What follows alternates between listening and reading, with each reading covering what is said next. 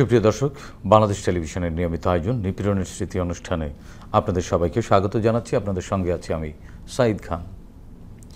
রাজু আহমেদ ঢাকা বিশ্ববিদ্যালয়ের মেধাবী এই ছাত্রদল নেতা ছিলেন রাজপথের লড়াকু সৈনিক। হল ছাত্রদল থেকে শুরু করে তিনি দায়িত্ব পালন করেছেন কেন্দ্রীয় ছাত্রদলের। সে কারণে তার উপর নিপীড়নের রয়েছে দীর্ঘ ইতিহাস। সেই ইতিহাস তুলে ধরবেন নিজ মুখেই। আমরা শুনব রাজু আহমেদ ঠিক কী পরিমাণে নিপীড়নের শিকার হয়েছেন। জেল জুলুম আর হামলা মামলার সেই ফিরিস্তি শুনতে চাই বিস্তারিত। রাজু আহমেদ, আপনাকে স্বাগত জানাচ্ছি আমাদের আজকের আয়োজনে। দর্শক, এছাড়াও অনুষ্ঠানে উপস্থিত রয়েছেন জগন্নাথ বিশ্ববিদ্যালয়ের ছাত্রদলের যুগ্ম আহ্বায়ক রূপন্তী রত্না। ইংরেজি বিভাগের এই শিক্ষার্থী কেবল বিরোধী রাজনীতি করতেন বলে তাকে বহুবার নির্যাতনের শিকার হতে হয়েছে। তিনিও বলবেন তার উপর ঘটে যাওয়া নিপীড়নের ঘটনাগুলো। রূপন্তী রত্না, আপনাকেও অনুষ্ঠানে স্বাগত জানাচ্ছি। প্রিয় দর্শক, মূল আলোচনায় যাওয়ার আগে রাজু আহমেদ এবং রূপন্তী রত্নার উপর নির্মিত দুটি ছোট্ট প্রতিবেদন আমরা দেখে নেব। ছাত্রদল নেতা রাজু আহমেদের গ্রামের বাড়ি ঝিনাইদহের শৈলকুপা উপজেলার দুধসর গ্রামে। বাবার নাম শহীদুল ইসলাম, মা নার্গিস বেগম। 4 ভাই বোনের মধ্যে রাজু দ্বিতীয়। স্থানীয় স্কুল ও কলেজ থেকে 2008-2010 সালে যথাক্রমে এসএসসি ও এইচএসসি পাশ করেন। এরপর ভর্তি হন ঢাকা বিশ্ববিদ্যালয়ের তথ্যবিজ্ঞান ও গ্রন্থাগার ব্যবস্থাপনা বিভাগে। বর্তমানে তিনি একই বিশ্ববিদ্যালয়ে গভর্নেন্স স্টাডিজ বিভাগে মাস্টার্স করছেন। ছোটবেলা থেকেই রাজু আহমেদের ঝোঁক ছিল জাতীয়তাবাদী রাজনীতির প্রতি। এলাকায় থাকতেই জড়িয়ে পড়েন ছাত্রদলের রাজনীতির সঙ্গে। ঢাকা বিশ্ববিদ্যালয়ে ভর্তির পর তার এই রাজনীতি সংশ্লিষ্টতা আরও বেড়ে যায়। নির্বাচিত হন সলিমুল্লাহ মুসলিম হল ছাত্রদলের যুগ্ম আহ্বায়ক হিসেবে। এরপর বিভিন্ন গুরুত্বপূর্ণ পদে দায়িত্ব পালন করেছেন তিনি। বর্তমানে জাতীয়তাবাদী ছাত্রদলের যুগ্ম সাধারণ সম্পাদক হিসেবে দায়িত্ব পালন করছেন রাজু আহমেদ। রাজপথে হামলা মামলার পাশাপাশি প্রায় 7 মাস কারাভোগ করেছেন ছাত্রনেতা রাজু আহমেদ। নিপীড়নের সেই দিনগুলোতে হাসিনার ফ্যাসিবাদ বিরোধী মনোভাব আরও পাকাপোক্ত হয় তার।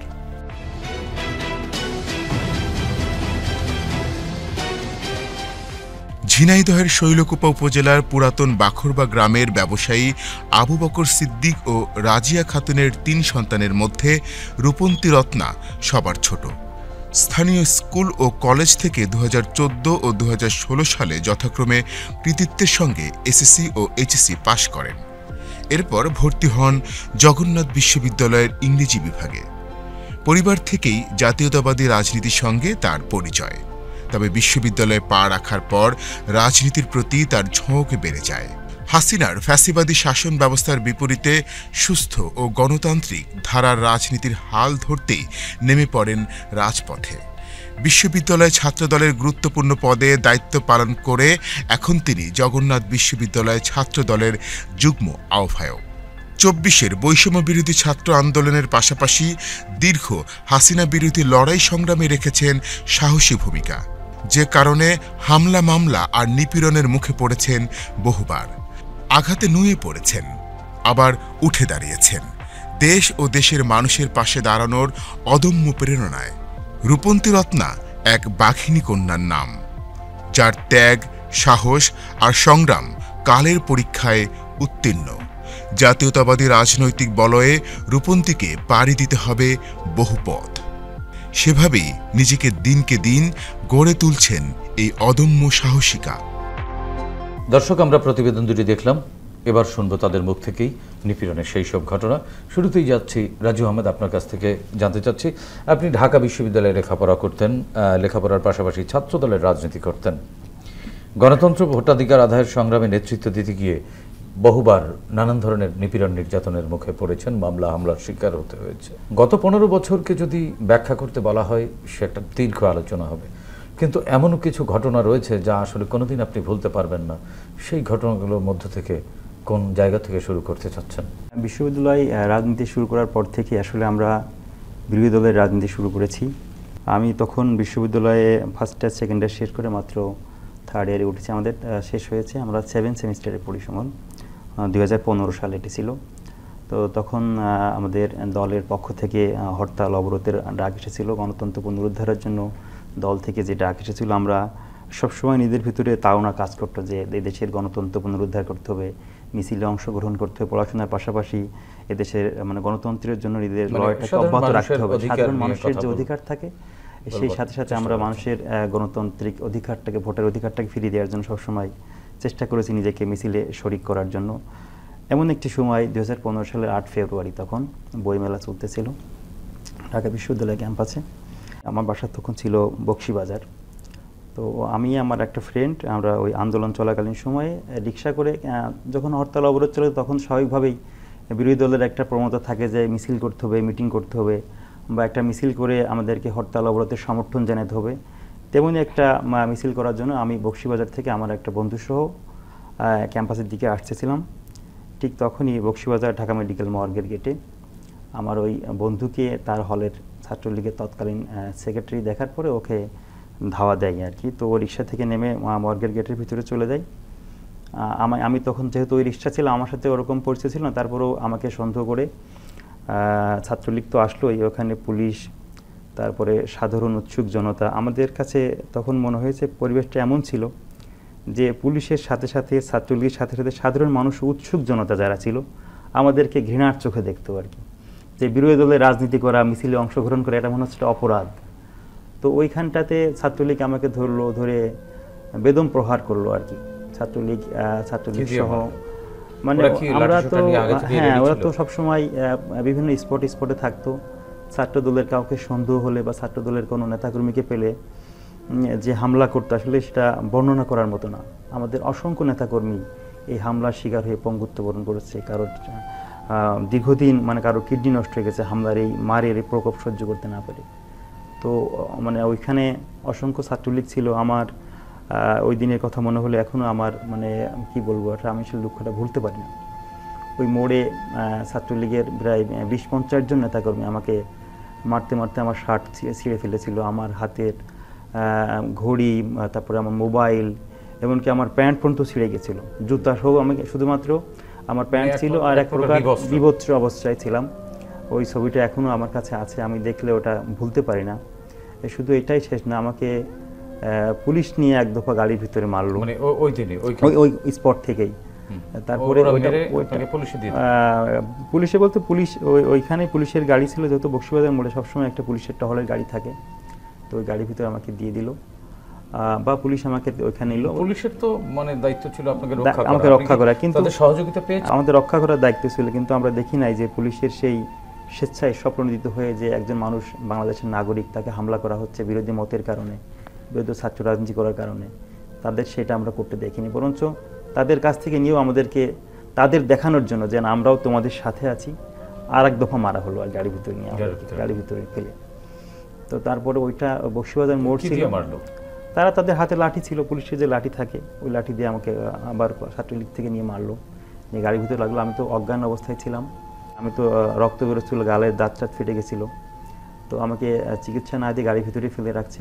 পরে চোখ বেঁধে দেওয়া হলো, বেঁধে দেওয়ার পরে আমি তো সেন্সলেস হয়ে গেছিলাম। চোখ বাঁধা হয়ে গেলে গাড়ির ভিতরে রেখে দিল পুলিশে। তো অনেকেই বললো একে ক্রস দিতে হবে, একে ধরে নিয়ে যেতে হবে এখান থেকে। পুলিশের লোক থেকে বা ছাত্রলীগ বাইরে থেকে আওয়াজ করতেছে একে মেরে ফেলতে হবে, আমাদের হাতে দিয়ে দেন, ওরা কেন মিছিল করার জন্য আসছে, ওরা কেন মিছিল করবে, এরকম নানা কথ্য অকথ্য ভাষায় গালিগালাজ, যেটা আপনাকে আসলে একজন মানুষ হিসেবে এটা সহ্য করার মতো নয়। 3-4 ঘন্টা আমাকে গাড়িতে করে ঘোরানো হয়েছিল, মনে হয় যে কোন থানায় নিবে বা এরকম একটা ঘটনায় ওখান থেকে আমাকে গ্রেপ্তার করছে। আবার কি ওরা আমাকে ওইখান থেকে গ্রেপ্তার করে গাড়ি ভিতর করে ঘোরাচ্ছিল। এর মাঝে আমি একবার সেন্সলেস হলাম, তো আমি বললাম যে কোথায় নিয়ে যাচ্ছেন আমাকে।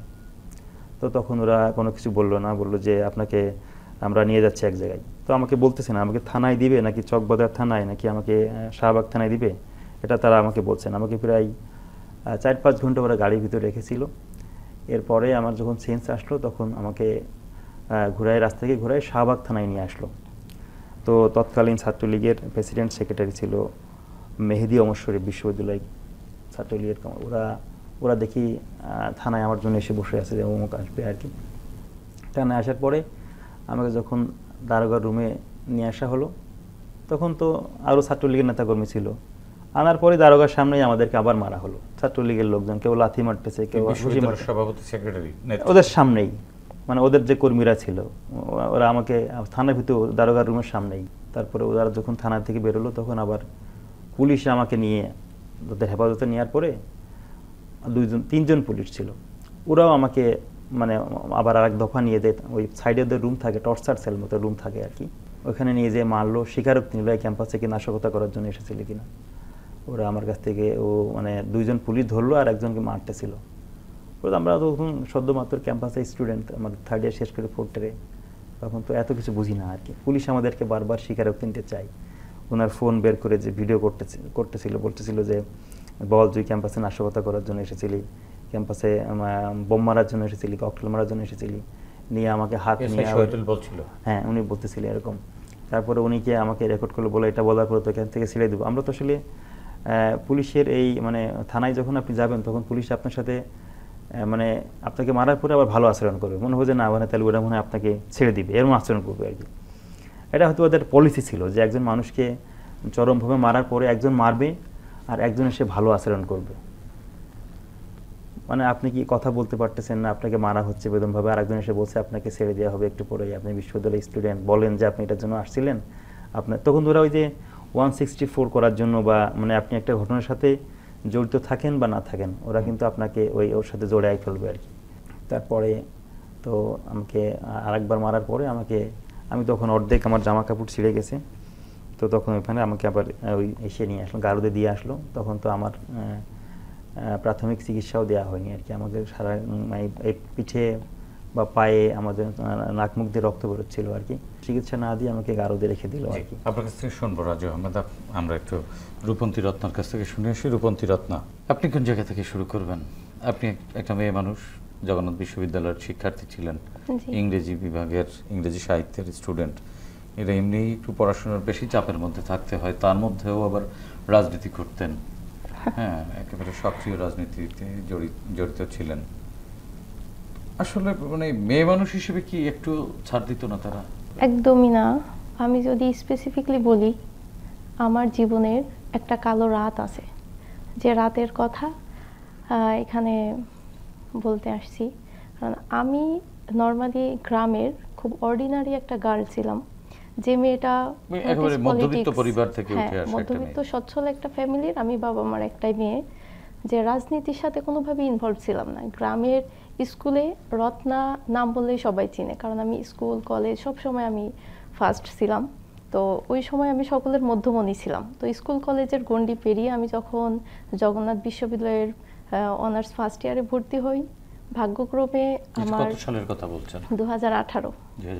জি, 2018-তে পারিবারিকভাবে আমাদের বিয়েটা ঠিক হয়। তখন আমার শাশুড়ি হজে যাবে, তার অবিবাহিত ছেলে, মানে বিশ্ববিদ্যালয়ে ভর্তি হওয়ার সাথে সাথে? জি, ভর্তি হওয়ার 1-2 মাস পরেই। জি, তখন পারিবারিকভাবে আমাদের বিয়ে হয়। এবং বিয়ের 5-6 দিন পরে যে সময়টা সবার লাইফে একটা রোমাঞ্চকর সময় থাকে, যে সময়টা বলা হয় হানিমুন টাইম, হ্যাঁ, আমার জীবনে সেই সময়টা সব থেকে কালো পিরিয়ড হিসেবে নেমে এসছে। কত তারিখ ছিল? দিনটা 6 সেপ্টেম্বর মেবি। তার মানে এর আগে 1 সেপ্টেম্বর আপনার বিয়ে হয়েছিল? জি, ওই দিন ম্যাডাম পিজি হসপিটালে ট্রিটমেন্ট নিতে আসে। ওই দিন আমার হাজবেন্ড ম্যাডাম জিয়ার বহরে সাক্ষাৎ করতে যায়, বা নরমালি কর্মীরা যায় যেটা করে। জি, আমি তখনই ইনভলভ হইনি রাজনীতিতে। তো ওই দিন রাত 12টার সময়, পরের দিন আমার প্রেজেন্টেশন ভার্সিটিতে, আমি পড়াশোনা করতেছি। আমার হাজবেন্ড এসে কোনোরকম খেয়ে একটু রেস্ট নিচ্ছে। ঠিক আধা ঘন্টা পরে, তখন বাজে রাত 12:44, আমি ফ্লোরে পড়তেছি, আমার পরের দিন প্রেজেন্টেশন, ভালো একটা প্রিপারেশন নিতে হবে। তখন আমার দরজায় নক করে, তখন বারবার নক করে, কথা বলে না, কিন্তু আমার সেন্স যেটা কাজ করে যে আমার আশেপাশে সবাই আমাকে চিনে, যে আমি নতুন বউ, সবাই আমাকে চিনে, আমার বাড়িওয়ালা চিনে। একটা বাড়িতে থাকতেন? হ্যাঁ, আমি, আমার হাজবেন্ড আর ভাড়াটিয়া, আমার পাশের ভাড়াটিয়া অন্য আন্টি আছে, উপরে বাড়িওয়ালা আছে। তারপরে আমার হাজবেন্ডও পরিচিত ওই এলাকায়, দীর্ঘদিন যাবত থাকে। কোন এলাকা ছিল এটা? গেন্ডারিয়া, ধূপখোলা। একদম ধূপখোলা মাঠের পাশে একটা বড় পুকুর আছে। বাড়ি নম্বর মনে আছে? না, বাড়ি নম্বর নেই, পুকুর পাড়ের সাথেই বাড়িটা। বাড়িটা সবাই চিনবে। আমার তখন মনে হয় এত রাত্রে আমার আশেপাশের কোনো আন্টি নক করবে না, কোনো প্রয়োজন হলে ইমার্জেন্সি হলে আমাকে কল দিবে, কিন্তু আমার সন্দেহ হয়েছে এটা পুলিশ ছাড়া কেউ হবে না। তখন আমি একদমই নতুন বউ, আমি আমার হাজবেন্ডকে না না তখন আমি ইনভলভ হই নাই। আমি আমার হাজবেন্ডকে বলতেছি আমার মনে হয় পুলিশ, হ্যাঁ সেও গেস করতেছে, সে এত গরম, সে খালি গায়ে খেয়ে মানে জাস্ট একটা লুঙ্গি পরে খালি গায়ে রেস্ট নিচ্ছে বিছানায়। তখন আমি আন্দাজ করতে পারছি পুলিশ, কারণ তারা কথা বলে না, শুধু দরজা লাথি দিচ্ছে, নক করতেছে। তখন আমি আর দ্বিতীয় কোনো কথা বলি না, আমি ওকে পাজা করে ধরে পিছন গেট দিয়ে বের করে দিছি। ও তো আমাকে রেখে যাবে না, হ্যাঁ ও আমাকে রেখে যাবে না, কারণ আমি নতুন বউ, আর আমি তখন 2018 সাল, আমি অনার্স ফার্স্ট ইয়ারে আসি, ঢাকায় নতুন, আমি ঢাকার হাব ভাব এত কিছু বুঝি না, ঠিক আছে, হ্যাঁ অভ্যস্ত না। কিন্তু দরজা দিয়ে যে বের করলেন, পিছনে দরজা ছিল, পিছনে দরজা ছিল, এবং আমি এটা নিচতলা, এই জন্যই সম্ভব হয়েছে, পিছনে একটা বড় লোহার গেট ছিল, এবং এখানে রেডিকুলাস বিষয় হচ্ছে এমন, লোহার গেটটা এত শক্ত, ওকে বের করে আমি লাগানোর মানে শক্তিটা হয় নাই। হ্যাঁ আমি চেয়েছি ওই সময়টা পিছন গেট দিয়ে পুলিশদের সাথে একটা আর্গুমেন্টে জড়াই টাইম পাস করবো, আর আমার হাজবেন্ড ততক্ষণে চলে যাবে, এরিয়া ছেড়ে চলে যাবে।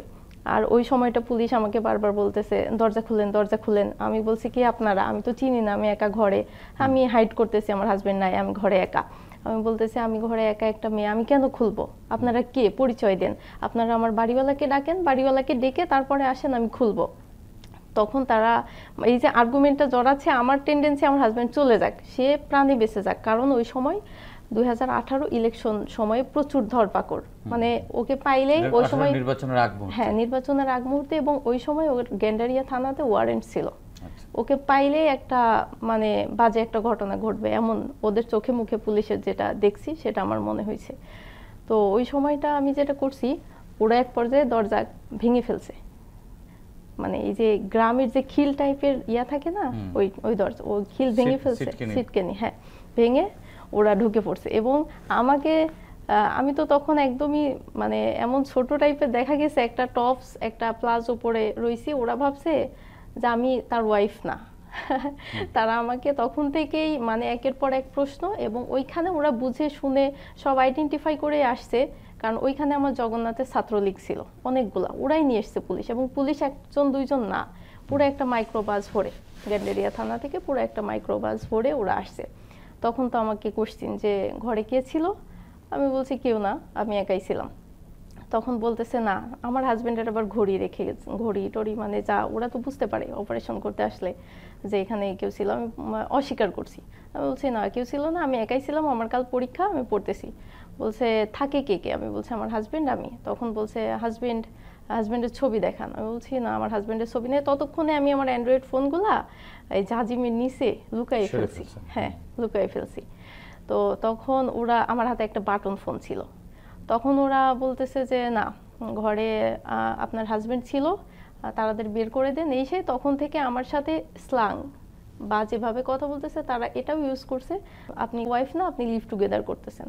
তখন এটা প্রমাণ করার জন্য, আপনি তো তখন নতুন বিয়ে করা, হ্যাঁ বিয়ের পরে আর মনে ভাঙতে একটা সময় লাগে, সেটা অবশ্যই। কিন্তু আমার ওই মুহূর্তে মনে হয়েছে যে বাই ক্রুক মানে যেভাবেই হোক আমার হাজবেন্ডকে আমাকে সেভ করতে হবে, দেন অন্য কিছু, হ্যাঁ। এবং তারা আমাকে ওই সময় থেকেই মানে বিভিন্নভাবে টর্চার, মানে মেন্টালি, এবং আমাকে তুলে নিয়ে যাবে। তারা তখন মহিলা পুলিশকে কল করছে গেন্ডারিয়া থানায়। আপনার চরিত্র নিয়ে প্রশ্ন তুলছে, চরিত্র নিয়ে যখনই প্রশ্ন তুলছে, চরিত্র নিয়ে প্রশ্ন তুলছে, তখন আমি আমার শাশুড়িকে কল দিয়ে দিছি, কারণ ওরা তো বিলিভ করে না যে আমি কারো ওয়াইফ। হ্যাঁ, তখন আমাকে বলছে আপনার মায়ের নাম্বার, ফ্যামিলির নাম্বার বা শাশুড়ির নাম্বার দেন। তখন আমি আমার মায়ের নাম্বারটা না দিয়ে আমার শাশুড়ির নাম্বারটা দিছি, কারণ আমার শাশুড়ি যেহেতু সরকারি চাকরিজীবী, উনি এগুলা ভালোভাবে গুছিয়ে বলতে পারবে। আর তার ছেলের বিষয়টা, হ্যাঁ তিনি যেভাবে বলতে পারবে, আমার মা কিন্তু পারবে না। আমার মা, আর আমি ছোট মেয়ে, আমার মা হতাশ হয়ে যাবে। তো আমার শাশুড়ি ওই সময় পুলিশের সাথে কথা বলছে, তারপরেও তারা আমাকে ছাড়বে না, তারা আমাকে নিয়ে যাবে, কারণ আমি আমার হাজবেন্ডকে কেন সেভ করলাম। তারা ওই সময় আবার মানে পুরা রুম, ততক্ষণে পুলিশ নিশ্চিত, এবং পুলিশ তো ওই যে দরজা দেখে ফেলছে, লোহার যে গেটটা পিছন থেকে খুলে দিছি ওটা দেখে ফেলছে, এবং তারা জানে, তারা অনেক আগে থেকেই বুঝে শুনে আসছে যে এই বাসায় আমরা দুজন থাকি। তো তখন ওই মুহূর্তে তারা আমার বাসার মানে একদম সাজানো একটা সংসার, নতুন একটা সংসার যে সুন্দর হাতে সাজাই, পুরো সংসারের জিনিসপত্র ভাঙা। আমার 2টা ল্যাপটপ, কম্পিউটার, আমার হাজবেন্ডের বিজনেস ছিল তো কম্পিউটার 3-4টা ছিল। তারপরে এই যে জাজিমির নিচ থেকে আমার অ্যান্ড্রয়েড ফোনগুলো ওরা খুঁজে পায়, কারণ পুলিশ তো অনেক, ওরা সার্চ করতেছে এই রুম ওই রুম, 3টা রুমই ভাঙচুর, এবং যে ইলেকট্রিক্যাল যে জিনিসগুলো ওরা সব ওদের ইয়াতে দখলে নিয়ে নিয়েছে, ওরা নিয়ে যাবে।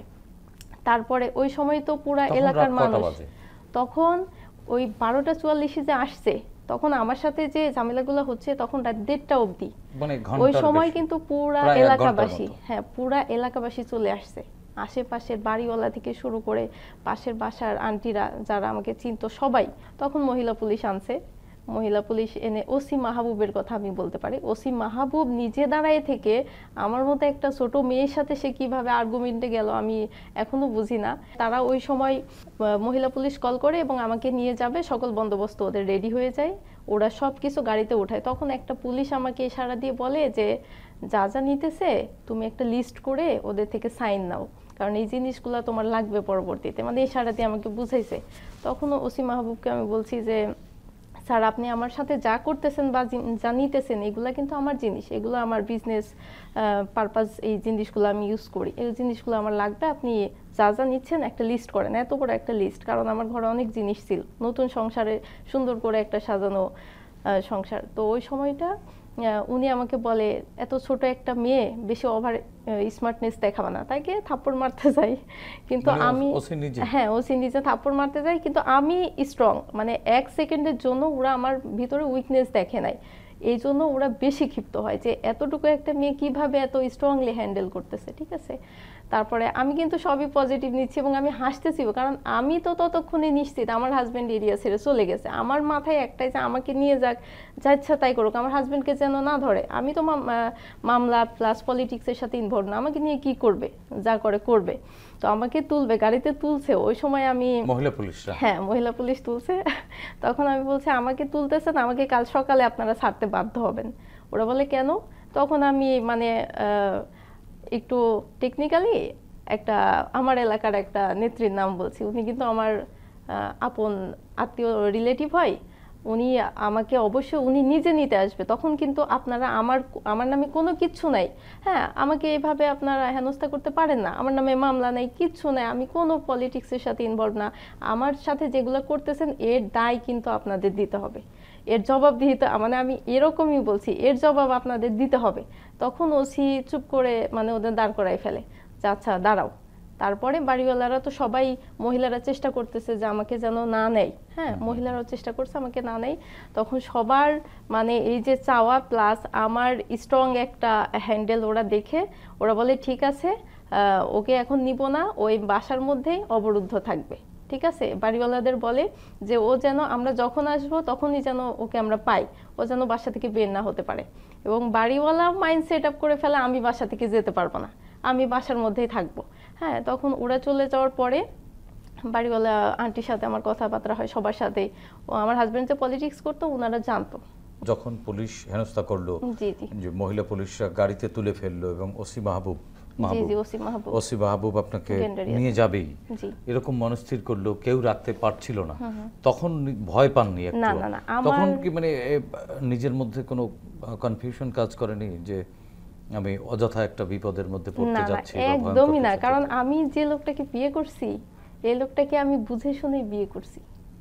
আমি চিনি যে জাতীয়তাবাদী কট্টর বিশ্বাসী একটা লোককে বিয়ে করলে এগুলা ফেস করতে হবে, এতটা চিন্তা করি নাই, কিন্তু ওই রাতে তখন থেকে আমি বুঝতে পারছি, এবং আমি ওই যে বললাম যে তখন থেকে যে আমার হাজবেন্ডকে সেভ করতে হলে আমার যা যা করার এটা আমার করতে হবে, এবং আমি ওই তারপরেই মনে হয়েছে, আমি নিজে নিজে ফিল করছি, নিজে নিজে অবজার্ভ করছি যে যারা রাজনীতিতে ইনভলভ না, শুধুমাত্র হাজবেন্ড রাজনীতি করে বিধায় স্ত্রীদের কি পরিমাণ টর্চারের শিকার হতে হয়, সেই কথাগুলাই আমার মনে হচ্ছে আজকে আমি বলতেছি, আমি বলতে পারতেছি, কিন্তু আপনি দেখবেন অনেক রাজনীতিবিদ আছে, আমি মাত্র 6 বছর এটা ফেস করতেছি, তারা কিন্তু বছরের পর বছর একদম সাধারণ গৃহিণী, তারা আমার থেকে বেশি কিছু ফেস করে, তারা কিন্তু বলার জায়গা পায় না, অনেক করেছে, এখন আর করে না, হ্যাঁ এখন করেছে, হ্যাঁ ফেস করছে।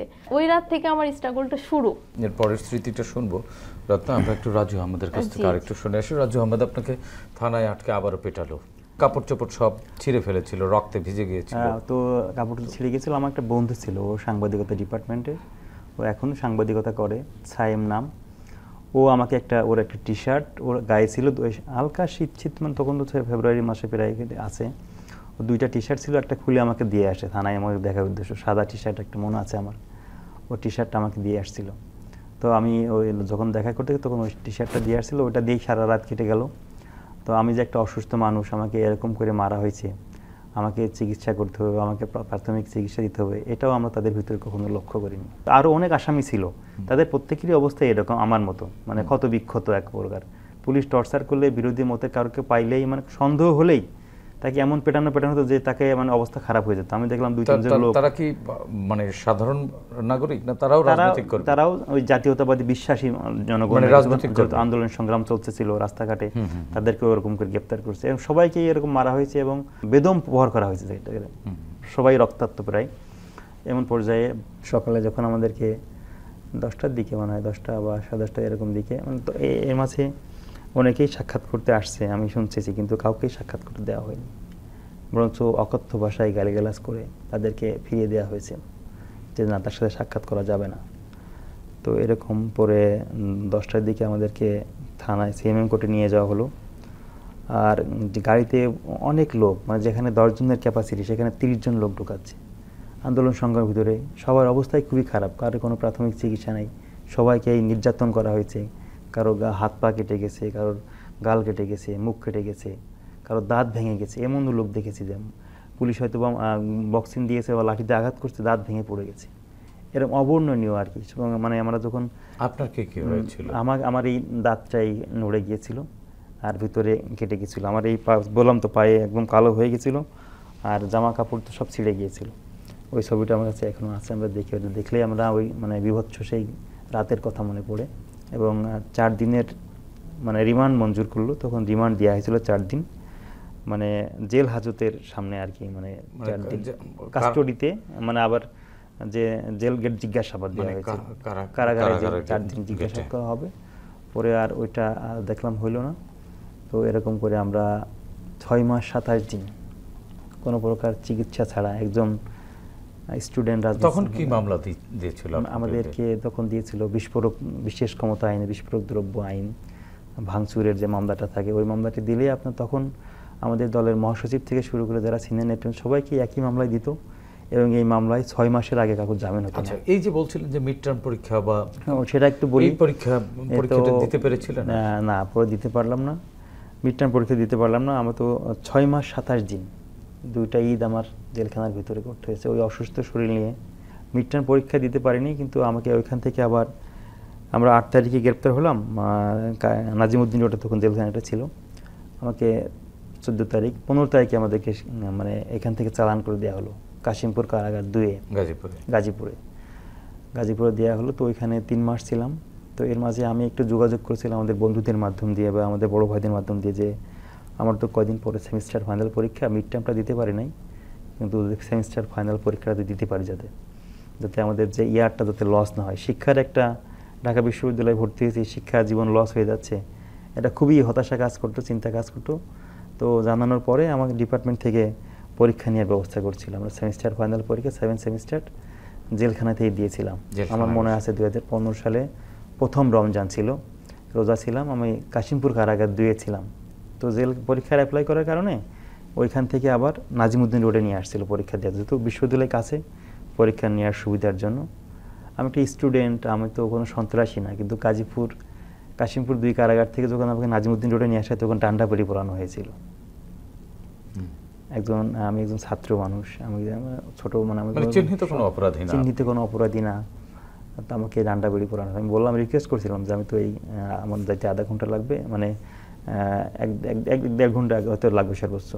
আমি তো ক্যাম্পাসে যাই সিট নেওয়ার জন্য, হয়তো আমাদের বন্ধুরা ছিল, আমরা ওইখানে ওর কাছ থেকে পরীক্ষার যে ইনস্ট্রুমেন্টগুলো আছে আগেই ওদের সাথে কথা বলেছিলাম যে টিএসসি অথবা নাজিমউদ্দিন রোডে যেন জেলখানায় ঢোকার আগে যেন আমি আমার পরীক্ষার যে শীটপত্রগুলো বা বই খাতাগুলো যেন আমি পাই। মানে পড়াশোনা তো হয়নি, এর মাঝখান থেকে কোর্টে অর্ডার হয়েছে, ডিপার্টমেন্টের স্যাররা কিছু তো জাতীয়তাবাদী গভর্নর শিক্ষক থাকেনি, ওনারা চেষ্টা করে পরীক্ষাটা নেওয়ার ব্যবস্থা করছিল। তো আমি রিকোয়েস্ট করার পরেও তারা আমাকে ডান্ডা বেড়ি পরিয়েছিল যে না আপনাকে ডান্ডাবড়ি পড়তে হবে, যেহেতু এক জেল থেকে আরেক জেলে যাচ্ছেন আপনাকে পড়তে হবে। তো জোর করে এক প্রকার ডান্ডাবড়ি পড়ানো হয়েছিল এবং কাশিমপুর 2 কারাগার থেকে নাজিমউদ্দিন রোডে আসলাম। জেলখানায় ঢুকবো তখন ওই বই খাতা ঢুকানো নিয়েও আবার একটা বিব্রতকর, আমি একটা স্টুডেন্ট পরীক্ষা দেবো সেটা নিয়েও আমাদের সাথে জেল গেটে খুবই খারাপ আচরণ করা হলো যে আপনি একটা স্টুডেন্ট, আপনার আবার পরীক্ষা দেওয়ার কি দরকার, তুই তো সন্ত্রাসী, তোর আবার কিসের পরীক্ষা, এমন নানা রকম মানে জেল খেয়ারক্ষীদের। তখন তো আওয়ামী লীগ আমাদের সবাই তো মানে আমাদেরকে অন্য চোখে দেখে, খারাপ আচরণ করলো। তো আমি রিকোয়েস্ট করলাম যে আমার পরীক্ষা, আমি পরীক্ষার জন্য এসেছি, আমার বই খাতাগুলো আমাকে নিতে দেন। পরে আবার নিতে দিল, পরে আমরা ভিতরে গেলাম। তো 7 সেমিস্টার পরীক্ষাটা ওরকমভাবেই জেলখানায় পরীক্ষা দিয়েছিলাম। পরীক্ষা কি হলে গিয়ে হলে বলতে দিতে পেরেছিলেন না হলে জেলখানার ভিতরে? জেলখানার ভিতরে একটা হল রুম টাইপের আছে, যদি কোনো স্টুডেন্ট জেলে থাকা অবস্থায় পরীক্ষা দিতে চায় তাহলে তাকে পরীক্ষার ব্যবস্থা আছে আর কি। একজন ডিপার্টমেন্টে একজন শিক্ষক যান, কারা কর্তৃপক্ষ একজনকে দেন, আর একজন ম্যাজিস্ট্রেট টাইপের এরকম একজন থাকেন আর কি, যে ওই পরীক্ষার দিন আর কি, যে পরীক্ষার হলে। তো 3 জন আমাদের স্যাররা গেছিলো ডিপার্টমেন্ট থেকে 2 জন, আর 2 জন ওইখান থেকে দিয়েছিল। তো এমন করে 7 সেমিস্টার পরীক্ষা জেলখানায় দিলাম। তারপরে সেমিস্টারের রেজাল্ট কি হয়েছিল? ওই সেমিস্টারে একটা প্র্যাকটিক্যাল ছিল, পরে ওইটা তো আর দিতে পারিনি। পরে 3.19 রেজাল্ট আসছিল আউট অফ 4। 3.19 রেজাল্ট আসছিল। তো ওইখানে কোনো প্রকার মিড টার্মটা ছিল না। তারপর আলহামদুলিল্লাহ জেলখানায় থেকে আমরা পরীক্ষা দিতে পেরেছি। রাজু আহমেদ, আপনার কাছ থেকে শুনবো, আমরা একটু রত্নার কাছ থেকে আরেকটু শুনে আসি। রত্না, তারপরে কি হলো? ওই রাতের পর থেকে আমি ডিটারমাইন্ড যে পলিটিক্স আমি করব, এবং আমার হাজবেন্ডকে পলিটিক্সের মানে তার যে চাওয়া সেই পর্যন্ত পৌঁছে দিতে যা যা করার সমস্ত কিছু আমি করব। ঠিক আছে, ওই রাতের পর থেকে আমার সিদ্ধান্ত। এবং তখন তো চাইলে আপনি রাজনীতি, ক্ষমতাসীন দলের রাজনীতিও করতে পারতেন। আমি কেন ক্ষমতাসীন দলের রাজনীতি? ক্ষমতা দেখানোর জন্য? Never ever. ক্ষমতাটাই আমার কাছে সব না। যেখানে আমার হাজবেন্ড আদর্শটাই প্রধান ছিল। অবশ্যই। জি। আমি ক্ষমতা দেখানোর জন্য আমি একটা ভুল জায়গায় পা রাখতে পারি না, এটা আমার নীতির সাথে যায় না, এটা আমার এথিক্সের বাইরে। তো তারপরে ওই সময়টা আমি আমার হাজবেন্ডকে সেভ করতে পারলেও 2020 সালে কিন্তু আমার হাজবেন্ড অ্যারেস্ট হয়। তারপরে আমার লাইফে না, ওই বাসা থেকে না, আমরা ওই 1 মাস পরে কিন্তু বাসা চেঞ্জ করি। বাসা চেঞ্জ না করলে তো আমরা বিপদে। আপনার সংসার থাকে না? সংসার থাকে না। আমার হাজবেন্ড 1 মাসের মধ্যে 2 দিন লুকায়ে আসছে, তারপরেও অনেক ভয়ে। তো তারপরে আমি বিভিন্নভাবে, আমার দেবর একটা ডিবিতে ছিল, বিভিন্ন হেল্প নিয়ে আমি বাসা চেঞ্জ করি। ডিবিতে কর্মরত ছিল। ওই জিনিসগুলো কিন্তু আমার 3 লাখ টাকার বিনিময়ে গ্যান্ডারিয়া থানা থেকে আনতে হয়েছে আমার দেবরের সহযোগিতায়। কয় টাকার জিনিস আনছেন 3 লাখ টাকা দিয়ে? অনেকগুলো টাকায়। আমার কম্পিউটার ছিল 3টা, অ্যান্ড্রয়েড ফোন ছিল 2টা, ল্যাপটপ ছিল, তো সব মিলায়ে। আর ওই যে ওই সময় ওর মধ্যে টাকার থেকে বেশি বিষয় হচ্ছে আমার বিজনেস পারপাস অনেক সফটওয়্যার ছিল। হ্যাঁ, সফটওয়্যার ছিল। আর এগুলো কিসের ব্যবসা করতেন তখন? আমার ওইটা হচ্ছে টোটাল বাজার বিডি, একটা অনলাইন, এটা সব চাল ডালের মতো। আচ্ছা আচ্ছা। জি। তো এগুলো আমার বেশি দরকার ছিল, এই জন্য ওই সময় টাকার বিনিময়ে হলেও আমার এগুলো লাগবে, না হলে ওরা ভ্যানিশ করে দিলে আমার এত টাকার সফটওয়্যার আমার শেষ হয়ে যাবে বিজনেসটা। তো তখন থেকে আমার যে মাথায় সেট ছিল যে আমি রাজনীতি করব। কিন্তু 2020 সালে যখন অ্যারেস্ট হয় তারপর থেকে আমি কিন্তু প্রতিবাদী। আমি সোশ্যাল মিডিয়ায়, ক্যাম্পাসে আমি ইনভলভ, সবাই জানে তারপর থেকে আমার ঘটনা। এবং 2020 সালে আমার হাজবেন্ড যখন অ্যারেস্ট হয় তখন তো আমার জীবনে নেমে আসে চরম মানে দুর্দশা। তখন আমি প্রেগনেন্ট, আমার প্রথম সন্তান, আমার ছেলে। তখন আমার ডেলিভারি ডেটের কাছাকাছি, তখন কিন্তু আমার হাজবেন্ড জেলে। একটা মেয়ের লাইফে মানে গোল্ডেন পিরিয়ড বলা হয় তার প্রেগনেন্সি টাইমকে। ঠিক সেই সময়টা আমার হাজবেন্ড যখন জেলে, আমি একা সব স্ট্রাগল মানে সব ফেস করছি। আমি একাই হসপিটালে গেছি। আমার ডেলিভারি টাইমটা মানে নর্মালে বেবি করার জন্য আমি মেন্টালি এতই স্ট্রং যে আমার ফ্যামিলিতে সাপোর্ট দেওয়ার মতো মানে মানুষ নাই। সব থাকলেও আমার মানুষ নাই। আমার হাজবেন্ড যেহেতু কাছে নাই, হ্যাঁ, আমাকে ডাক্তার বলছে সিজারে যেতে। আমি বলছি না, আমি সিজারে যাব না। সিজারে গেলে আমি ফিজিক্যালি ফিট। আমার মানে সবসময় একটা বিষয় আমি করি, মানে কেন জানি আমি খুব কনফিডেন্ট আমার কিছু হবে না, এমন কিছু। তো আমি সিদ্ধান্ত দিই ওই সময়, কিন্তু হাজবেন্ডের গার্জিয়ানের সিদ্ধান্ত চাই। মানে ওখানে একটা সিগনেচার করতে হয়, নিজের সিগনেচার নিজেই করলেন? মানে সিগনেচার বলতে আমি সিগনেচারই করি, আমি বলছি আমি নর্মালি আমার বেবি হবে, আমার মানে নিজের সিদ্ধান্ত নিজের সিদ্ধান্ত। আমি বলছি আমি ওয়েট করব, আমি ডেলিভারি পেইনের জন্য ওয়েট করব, আমাকে জেল দেন বা বিভিন্ন যে মেডিসিনগুলো আছে এগুলো দিতে থাকেন। আমি জানি আমি ফিজিক্যালি ফিট, আমার কোথাও আমার কোনো রিপোর্ট একটু এদিক সেদিক নাই। হ্যাঁ, কারণ আমি নিজে সব কিছু চর্চা ব্যায়াম সব কিছু নিজে সব মানে নিজের ইচ্ছা মতো সব করে, এবং আমি কনফিডেন্ট আমি পারবো। এটাও আমার কাছে একটা যুদ্ধ, আমি এটা পারবো। আমার হাজব্যান্ড ওই সময় জেলে, তো আল্লাহর রহমতে আমার ছেলে আসলো। ছেলে আসার পরে আমার হাজবেন্ড কিন্তু তখন ছেলের মুখ দেখেন। তার কয়েক মাস পর ওকে ছাড়াতে সক্ষম হলাম, ও আসলো ছাড়ানো। তারপরে তো ছেলেকে দেখলো। আপনি যে মা হলেন এই খবরটা কতদিন পরে দিতে পেরেছিলেন? এই খবরটা তাড়াতাড়ি দিতে পারছি, কারণ কারারক্ষীদের মধ্যে আমার যোগাযোগ ছিল, আমার হাজবেন্ড কেমন আছে তাকে ফোনে যোগাযোগ ছিল। হ্যাঁ, ফোনে যোগাযোগ ছিল, বা চিঠি লেখার একটা ইয়া ছিল। চিঠি লিখে কারারক্ষীদের কাছে দিলে ওরা আবার দিতে পারতো। আবার ওই সময় ও ফোন দিতে পারতো এক সপ্তাহ পর পর, মানে সরকারিভাবে একটা মনে হয় ফোন দেওয়ার সিস্টেম ছিল। তো ওই সময় ফোন দিতে পারতো, খবরটাও শুনছে। কিন্তু খবরটা শোনার পরে একটা বাবা যখন তার সন্তানের মুখ দেখে না, তখন তো তার থেকে কষ্ট এটা কেউ বুঝবে না। আপনি কোনো রাজনীতি করতেন না, কোনো অপরাধী কিচ্ছু না, তারপরেও আপনি যে চ্যালেঞ্জ মোকাবেলা করেছেন, যাদের কারণে এই হুমকিগুলো বা এই অনিশ্চিত সময়গুলো পাড়ি দিতে হলো, তাদের তো বিচার হওয়া উচিত। আপনি কি বিচার চেয়েছেন? জি, আমি বিচার চেয়েছি। আমি বিশ্ববিদ্যালয়ে এই ছাত্রলীগ, আওয়ামী লীগ এদের যে কর্মকাণ্ড, জুলুম, নির্যাতন, নিপীড়ন, এর বিরুদ্ধে আমরা বিক্ষোভ করেছি, দলীয়ভাবে প্রোগ্রাম করেছি। আমার হাজবেন্ড মামলা করেছে। এই যে যারা আমাদের উপরে টর্চার করেছে এদের সকলের নামে আমরা মামলা করছি। আমরা বিশ্বাস করি এই ঘটনার এই মামলায় আপনি ন্যায় বিচার পাবেন। রত্ন রাজু আহমেদ, আমরা শেষ করব।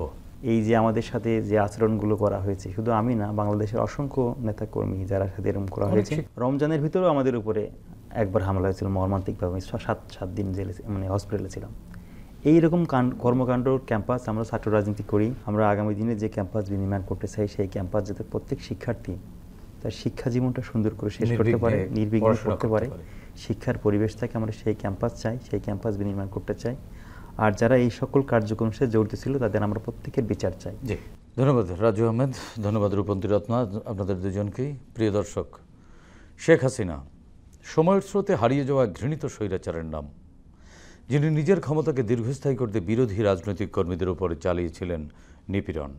তার এই নিপীড়ন পৃথিবীর বহু স্বৈরাচারের রক্ত নদীকে করেছে ম্লান, গড়েছে নির্মমতার নতুন রেকর্ড। ঢাকা বিশ্ববিদ্যালয়ের মেধাবী ছাত্র রাজু আহমেদ ও জগন্নাথ বিশ্ববিদ্যালয়ের শিক্ষার্থী রূপন্তী রত্না দুজনেই জাতীয়তাবাদী রাজনীতির লড়াকু সৈনিক। হাসিনার ফ্যাসিবাদী আমলে তারা দুজনেই লড়েছেন রাজপথে, সে কারণে তাদের মূল্যও কম চোকাতে হয়নি। নির্যাতন নিপীড়নের সেই দিনগুলো তাদের কাছে ছিল বিভীষিকাময়, যা হয়তো জীবনেও তারা ভুলতে পারবেন না। আমাদের প্রত্যাশা নতুন বাংলাদেশে এসব নিপীড়নের বিচার হবে, ভবিষ্যতে যাতে আর কোনো শাসক এমন নিপীড়ক হয়ে ওঠার সুযোগ না পায়, প্রতিষ্ঠিত হবে এই দৃষ্টান্ত। দর্শক, এই অনুষ্ঠানে চাইলে আপনিও যোগ দিতে পারেন। আমাদের ইমেল nipironersriti.btv@gmail.com-এ পাঠাতে পারেন আপনার সঙ্গে ঘটে যাওয়া যে কোনো নিপীড়নের ঘটনা। আগামীতে বাংলাদেশ টেলিভিশনের মাধ্যমে আমরা সেগুলো তুলে ধরব। সে পর্যন্ত সবাই ভালো থাকুন, সুস্থ থাকুন, বাংলাদেশ টেলিভিশনের সঙ্গেই থাকুন। খোদা হাফেজ।